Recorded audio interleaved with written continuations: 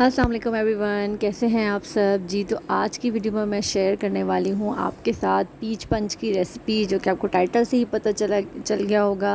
Recipe बहुत ही मज़े की बनके तैयार होती है और गर्मियों के सीज़न में जब इतनी ह्यूमिडिटी हो तो इस तरह के जूसेस बहुत ही ज़्यादा रिफ़्रेशिंग लगते हैं और आप एनर्जेटिक भी फ़ील करते हैं। तो चलें जी, वीडियो को स्टार्ट करते हैं।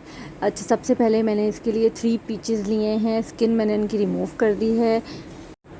हाफ़ कप मैं इसमें शुगर का ऐड करूँगी और 1 इसमें ये फांटा की बॉटल ऐड करूँगी। फांटा मरिंडा जो भी ले लें आप इसके लिए।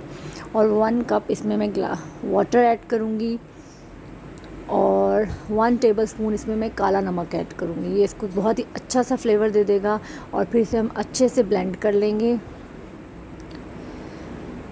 फिर इसमें आप आइस्ड क्यूब्स डाल दें और इसे दोबारा से ब्लेंड कर लें जी। रिफ़्रेशिंग सा मज़ेदार सा पीच जूस बन के तैयार है। इसे आप घर पर ट्राई करें और मुझे कमेंट सेक्शन में ज़रूर बताएं कि आपको रेसिपी कैसी लगी।